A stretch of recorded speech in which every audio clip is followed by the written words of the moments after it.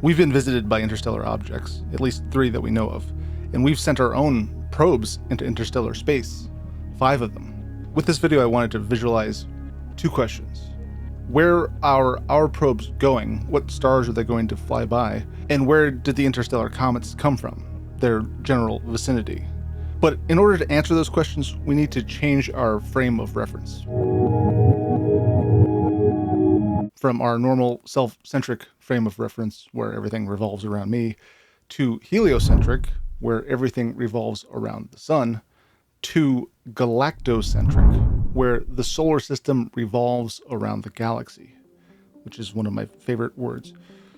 In a galactocentric frame of reference, the solar system orbits the galaxy, but it's not flat, not on the same plane as the galaxy like this. It's tilted about 60 degrees. And currently it's in a nearly circular clockwise orbit that oscillates up and down a few dozen light years. The estimate of its absolute galactocentric speed, how fast the sun itself is moving through the galaxy, is about 250 kilometers per second, which is a pretty average speed for stars in our neighborhood. And any probe we will have sent will have that as its baseline starting speed. And we have launched a total of 5 probes, which will leave our solar system. But first, let's just look at one of them, Pioneer 11, and compare its heliocentric trajectory to a galactocentric one. First, let's just look at it as you've probably seen it before, unrotated and in heliocentric mode.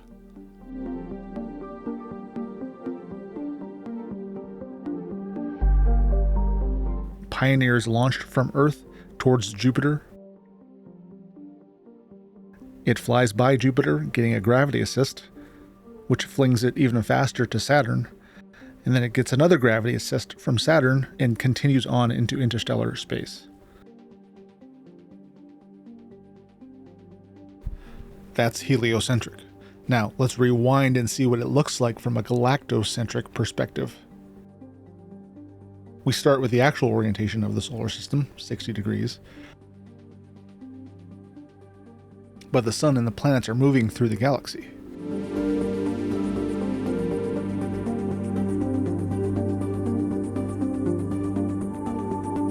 Pioneer is launched from Earth towards Jupiter.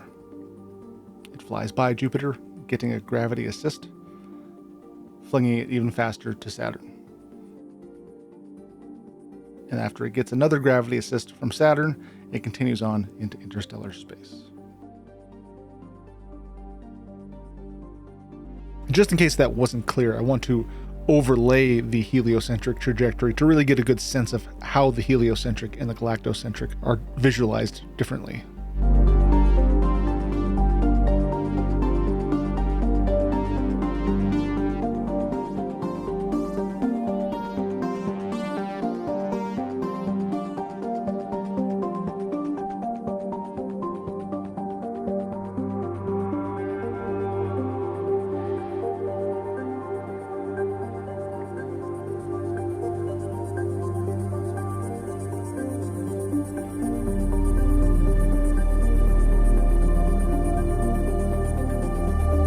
Now let's look at the rest of the interstellar craft.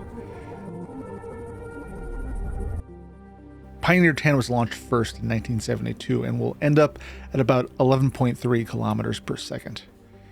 Pioneer 11 will be 10.4 kilometers per second.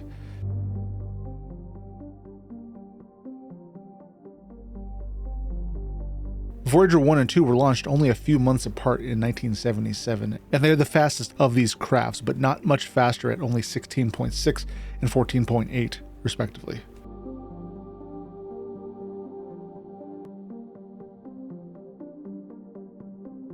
New Horizons was briefly the fastest interstellar probe when it was launched, but its final velocity will be only 12.5.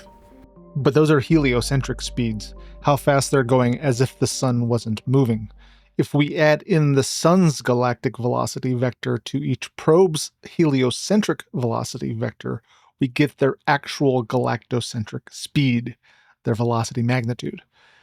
It might seem counterintuitive that some of them are actually slower than the sun, but that's because we have to consider their 3D vector in space.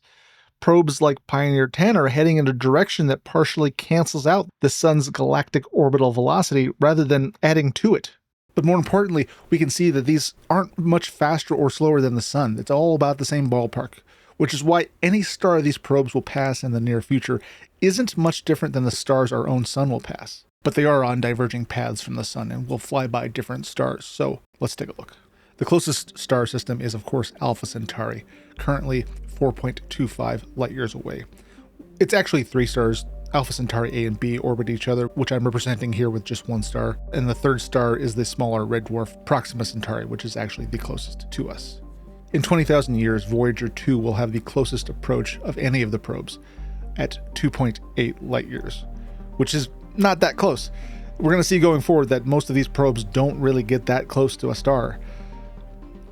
Also, take these numbers with a grain of salt. Most of the research puts the confidence at around 2 sigma, which is about 95%, and small changes to inputs like the sun's velocity or the local circular speed shift the results slightly.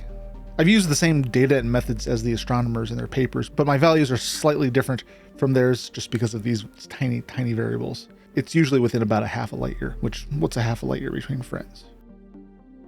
The next close encounter will be with New Horizons and Voyager 2. They will intercept the red dwarfs Gliese 445 and Ross 248, respectively. Once again, not very close.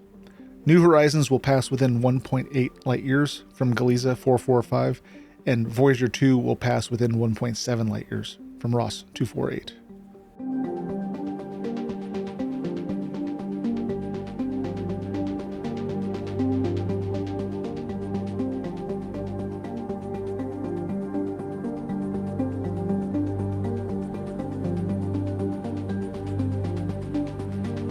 Continuing on into the future, we can actually visualize Pioneer 10's trajectory moving outwards towards the outer edge of the galaxy. And in a few seconds, we're going to see a star drive by. HIP 117795 is going to fly by Pioneer at about 0.8 light years distance.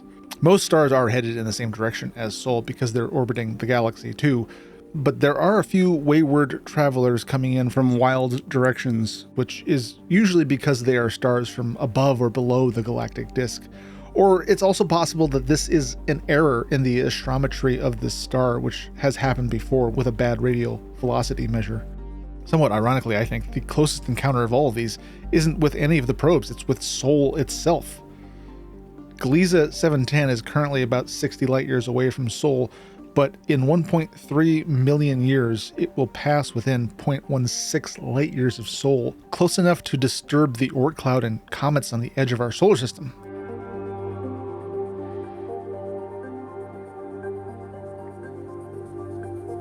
But what about the interstellar objects? For that, we need to rewind again and go back in time. Again, we've identified 3 interstellar objects so far: 1I ʻOumuamua, 2I Borisov, and 3I Atlas. If you're not aware, there is some, let's call it, creative thought around 3I Atlas. Some people think that it might be from intelligent aliens.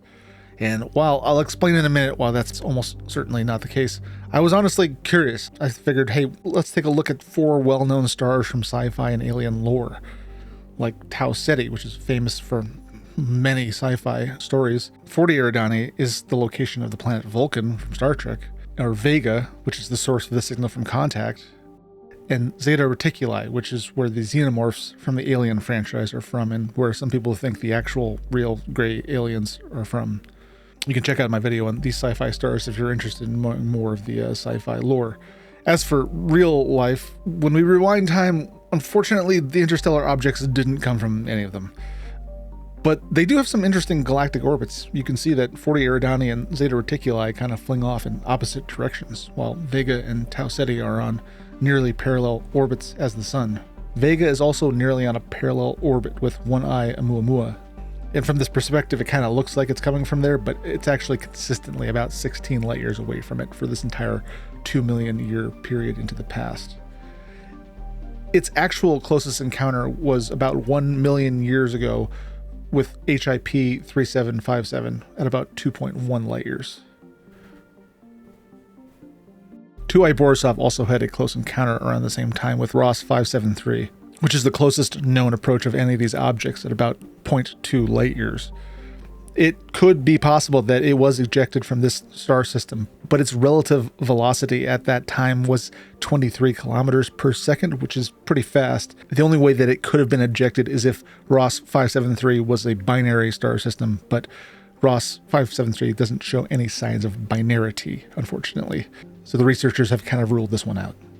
As for the mysterious 3I Atlas, there have been at least 2 research papers attempting to identify the origin of the comet, and several encounters have been discovered, one of the closest being this star HD 325745, with a distance of about 1 light year. There are other stars that it passed close to around the same distance, but of the billions of stars in the Gaia database, unfortunately none were able to account for the present trajectory or be associated with its origin. Beyond these few million years, it's not possible to predict where it came from because it's likely been traveling around the Milky Way for billions of years and has likely encountered other stars and nebulae that would have changed its course. This is a chart showing its possible path with the suns around the galaxy. 3I Atlas is weird, but it's space rock weird, not alien technology weird.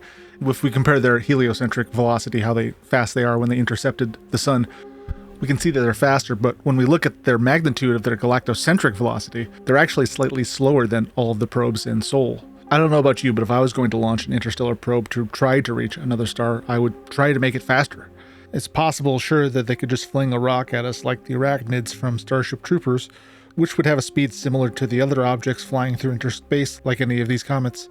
But even with current level technology, if we really committed our resources, we could get something going faster than any object we've seen in our local neighborhood so far. Anything traveling a few hundred kilometers per second faster than our local circular speed would be obvious. And if they had moderately increased technology like the ships in the Expanse, say, to the point that they would be using Brachistochrone trajectories, it would be even more obvious that something intelligent was headed our way, because we'd see them decelerating for years. Imagine the ruckus that would cause. Let me know if you think that's plausible. This is all real speculation here. Trying to visualize things like this, a lot of ways this channel is about trying to expand human cognition, reaching our full potential. And beyond spatial awareness of 3D maps, there is one thing that really changes the way you think. But I ignored it for most of my life because it made me feel dumb, because it was taught poorly. Math. And I have finally found a way to make math make intuitive sense, and I want to share it with you. It's called Brilliant. I gotta be honest, I wanted to learn calculus and vector math straight away, but I went back to the fundamentals of mathematical thinking, which reframes the way I thought about concepts and builds them from an intuitive place, like visualizing fractions with different geometrical shapes. I'm also trying not to go on Instagram or TikTok, and Brilliant has a great app that when I get the urge to scroll, I just instead go on Brilliant and learn something and change my brain. You can learn for free right now on Brilliant. For a full 30 days, go to brilliant.org/the-overview effect. Scan the QR code on screen or click the link in the description. Brilliant's also given my viewers 20% off an annual premium subscription, which gives you unlimited daily access to everything on Brilliant. Thanks again to Brilliant for sponsoring this video.